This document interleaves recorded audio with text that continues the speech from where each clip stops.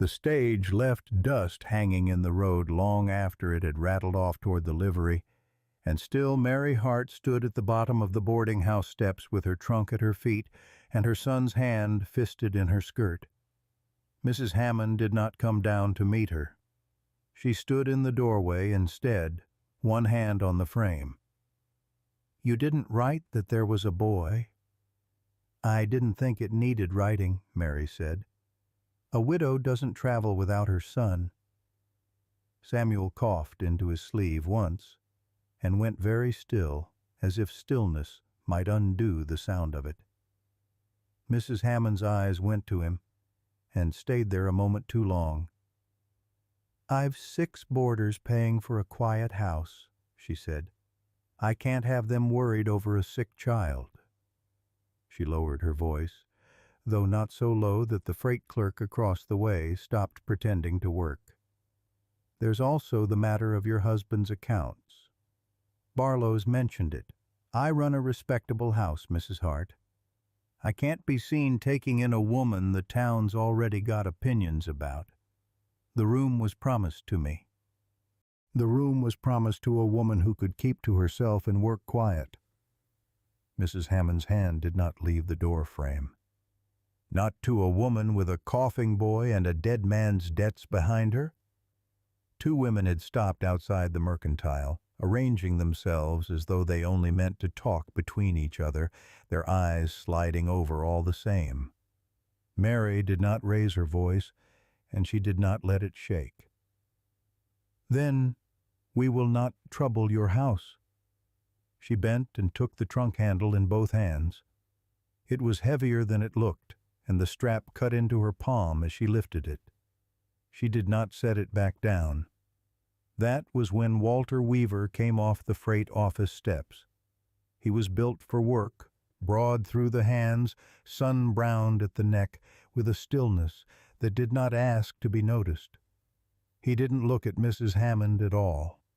He looked at Mary, and then at the boy trying not to cough in the road dust. "My place needs a cook till winter," he said. "If you can keep a stove and mend a shirt, there's board in it." Mary's eyes went careful. "Mrs. Dugan rides out twice a week to wash," Walter said before she had to ask. "She'll tell any soul in this town how the house is kept." Samuel looked up at him. "Does your kitchen have a door?" Walter glanced west, toward the road out of town. "It does." "Then Mama can leave if she needs to." Something crossed Walter's face that wasn't quite a smile. "Any door in my house opens both ways." The wagon ride took the better part of an hour, and neither of them filled it with talk. Mary watched the land turn from town-scraped dirt to open grass, fence line mended in some stretches and sagging in others, a barn roof patched new wood against old, a house built with care and left too long without a woman's hand in it. The kitchen door stuck at the bottom. Walter had to put his boot to it. "I'll see to that," he said. Inside, the stove had gone half to rust at the hinge. Mary ran 2 fingers along the firebox door and felt the grit of ash packed hard against the draft. The flour barrel in the corner held maybe 2 days' worth, scraped near to the bottom board, and a lard tin beside it had gone rancid enough to notice from across the room. A child's chair sat crooked against the wall, one leg shorter than the rest. "My nieces," Walter said, catching where her eyes had landed. "Annie stops here when her mother's poorly." Mary knelt at the stove before she'd even set down her bag, working the ash out of the draft with the edge of a poker until her knuckles blackened. 2 hired men came through for supper and stopped in the doorway at the sight of a strange woman on her knees in front of their stove. She didn't rise to explain herself. She finished, wiped her hands down her apron, and only then stood. "Sit," she said. "There'll be food directly." She stretched what little sat in that pantry further than it had any right to go. beans soaked quick in hot water to soften them, biscuits cut thin and laid over gravy thick enough to hold a spoon upright, the last of a ham bone worked down to its final use. Samuel hovered near the doorway with a piece of kindling too big for his arms, dragging more than carrying it, until Mary took half the load without comment and set him at the far end of the table where he could watch the door without seeming to. She did not sit down herself until every man had a plate in front of him. Walter noticed. He also noticed, halfway through the meal, that his own plate sat untouched at his elbow, gone lukewarm because he'd been too busy watching his kitchen find its feet under a stranger's hands. "You'll want to eat that," Mary said, not looking up from Samuel's plate, "before it stops being food and starts being a lesson." Walter looked down at his supper. That'd explain the last 4 winters. The next morning the coffee pot was scorched black on the bottom, same as it must have been every morning before her.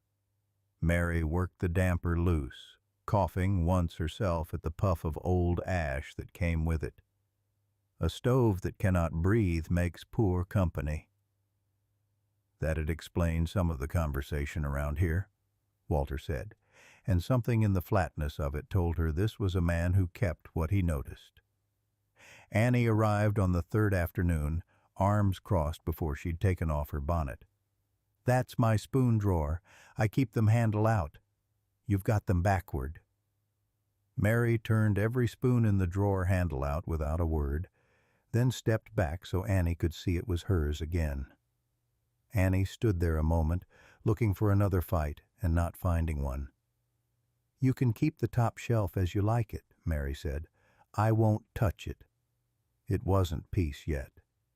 A week later, Annie caught Samuel reaching toward a tin of dried apples on that same shelf and pulled it out of his hands before he'd touched the lid. "That's not for just anybody," she said. Samuel stepped back, chastened, and looked toward his mother rather than argue. Mary did not scold Annie for it and did not apologize for Samuel. She only set a second, smaller tin beside the first one, filled with the dried apples she'd put up herself that week. "Yours stays yours," she told Annie. "His can sit next to it." Annie studied both tins a long moment, then pushed them an inch closer together herself before she left the room. It was such a small thing that no one but Walter, drying a cup by the window, seemed to notice at all. He didn't remark on it. He only understood, watching, that his niece had just done something she hadn't planned on doing. The days folded into each other, men fed before light, wash days and mending days, Samuel learning the paths between the barn and the pump and the low fence where the calves pressed their noses through the rails. He misbuttoned his coat every morning that first month, top-hole to bottom peg, until Mary stopped fixing it for him and simply waited while he worked it right himself. He fell asleep some evenings with his cheek against the warm brick of the stove and had to be carried, and he watched Walter's hands and boots for a long while before he ever let the man lift him. Mary noticed Walter rose earliest of anyone and began leaving coffee near the front of the stove. Walter noticed the cold made her wrist stiff some mornings, and without saying so, the kindling he split for her began arriving in smaller pieces. He fixed the door's bottom hinge while she was at the clothesline, said nothing about it, left it hanging clean on its frame. She opened it, tested it, opened it again. "Door learned manners," she said. "Took instruction better than some men." She didn't laugh, but her shoulders came down from wherever they'd been sitting since the boarding-house porch. Samuel gave his trust slowly, and he was right to. Watching Walter check a horse's foreleg by lantern light one evening, he asked whether ranchers died the way teamsters did. "Cattle can kill a careless man," Walter said, not looking up from the hoof in his hand. "Horses can kill a proud one." "Are you proud?" "Not before breakfast." Mary, at the stove with her back to them, pressed her lips together so the boy wouldn't see her nearly smile. Word got back to Walter, through one of his men, who'd heard it from Barlow, who'd heard it from someone at church, that folks in town were saying a widow under a bachelor rancher's roof was no fit arrangement, whatever the washwoman said. "Let them talk," Walter said at supper. "My conscience is clean." Mary set down her fork. "Your conscience isn't what they'll try. Mine is, and Samuel's name after it." She said it plainly, the way she might point out a crooked fence post. "A clean conscience doesn't stop a door from closing on a woman. I've had one closed on me already this year." Walter didn't answer that night. He turned it over the way he turned over a lame animal's leg, looking for where the hurt actually sat. He stopped saying, "Let them talk," after that, and he took to knocking once before he came through the kitchen door, even when he knew she was alone in there. He sent word for Mrs. Dugan to keep her wash days regular, not for show along the road, but because a fixed day meant a witness who could speak plainly for the house. When Mrs. Hammond's women passed the ranch, he made a point of standing back from Mary, rather than beside her, not from shame, but because he had finally understood whose name would pay for a careless stance. Mrs. Hammond came out the following Tuesday with 2 churchwomen and a bundle of old clothes for the boy. The clothes were real enough. The visit wasn't about them. "People are talking, Mrs. Hart," she said gently. "However proper the arrangement, a widow under a rancher's roof is not a thing that goes unremarked. Reputation feeds a child, too." Mary thanked her for the clothes and folded them with care, setting the bundle by the kitchen door without unpacking it. That night she told Walter she'd look for other work by Sunday. His hands went still around his cup. "Is that what you want?" "Wanting isn't the only measure. It's one of them." He let her keep the choice, though it cost him something to do it. Mr. Sutter offered sewing work in town. A back room, a cot for Samuel, respectable and cold and safe. Mary turned it over for 2 days. Samuel's name weighed more than her wanting. It always had. During those 2 days, Walter rode into town and came back with a small blue enamel cup and set it on the shelf without a word about it. Samuel had mentioned once, in passing, that his old cup broke on the road, and he missed it when his cough was bad, and had looked ashamed of himself for saying so. Samuel found the new one first. "Mama, my cup came back different." Mary looked at Walter, who had found sudden interest in his gloves. "Different things can still hold," he said. She packed at dawn 3 days later anyway, believing it would cost the ranch less than her staying would. She carried her bag out through the kitchen door. It opened without a sound, easy on its new hinge. That, more than anything, was what hurt. In town, Mr. Barlow wouldn't extend her credit for thread. Nathaniel Hart's old account, he said, still sat unpaid in his ledger. "I'll pay in cash when I've earned it," Mary said. Mrs. Hammond, present as she always seemed to be for Mary's worst mornings, murmured that this was exactly why arrangements ought to be proper from the start. Samuel stood beside his mother, holding the blue cup wrapped in a cloth he'd insisted on bringing. He gripped it tighter now, both hands around the shape of it, and looked from Barlow's ledger to his mother's face. Walter had come in for blue thread. Samuel had torn a sleeve and mentioned once, without asking, that his mother hadn't the right color to mend it. It was Annie who spotted Mary first through the window and pulled at his sleeve. He found Mary standing exactly as she'd stood on Mrs. Hammond's porch, one hand on her son, one hand on a folded list. The store had gone quiet. He walked to the counter. "Show me the Hart account." Barlow hesitated, then didn't. Walter counted out the sum without looking at the room for approval. "Mark it paid," he said. "Leave Mary Hart's name clean." He turned from the counter to her, not to the store. "If you come back to the ranch, it won't be for a debt." Mrs. Hammond said the town would talk regardless. Then let it say I needed a woman's good work and had sense enough to know it. A pause, his hat turning once in his hands. I was slow about the rest. Samuel stepped closer to his mother and touched the cloth around the cup, watching the door at the front of the store, the way he watched every door. Mary's hands moved before her voice did. She set down the folded list, drew off one glove finger by finger, and took Samuel's hand in the bare one. "I'll come back for the work," she said. And after a breath, the whole store seemed to hold with her, "and because I want to." She came back that same afternoon. By supper, her apron was on its peg again.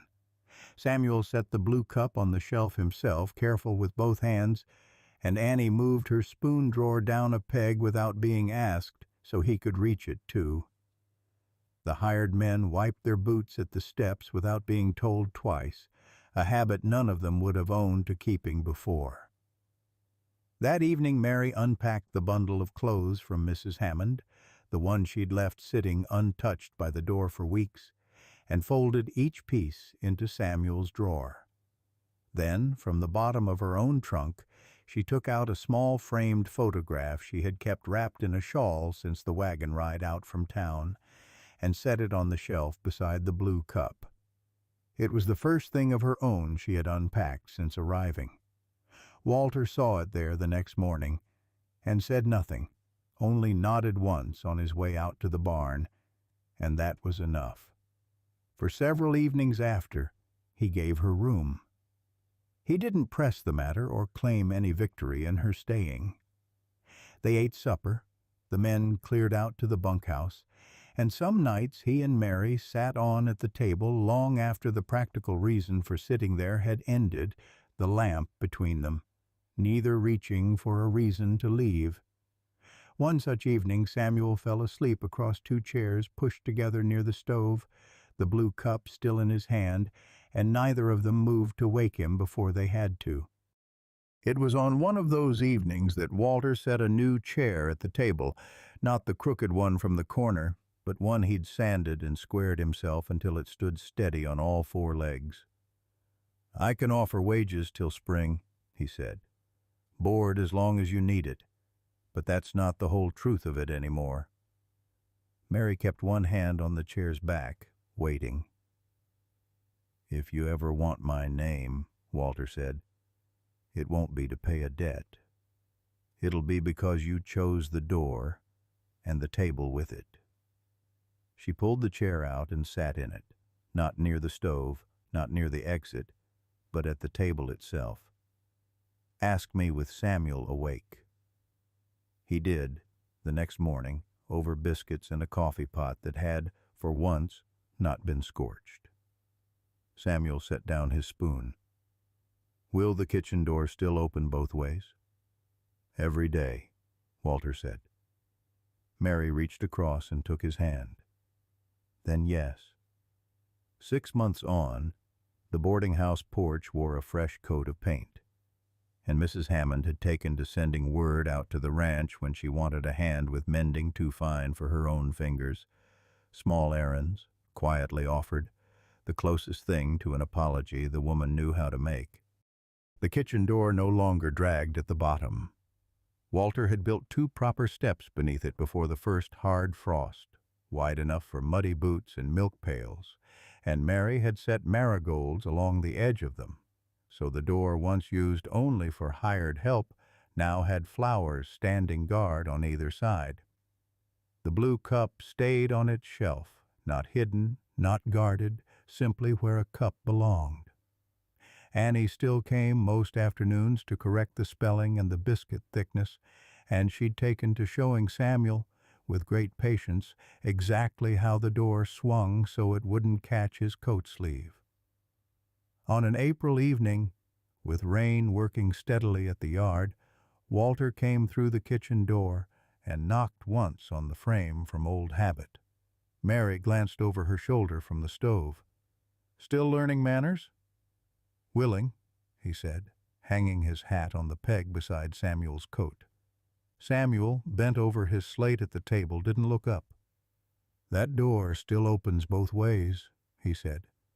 "Nobody's gone out leaving by it, though."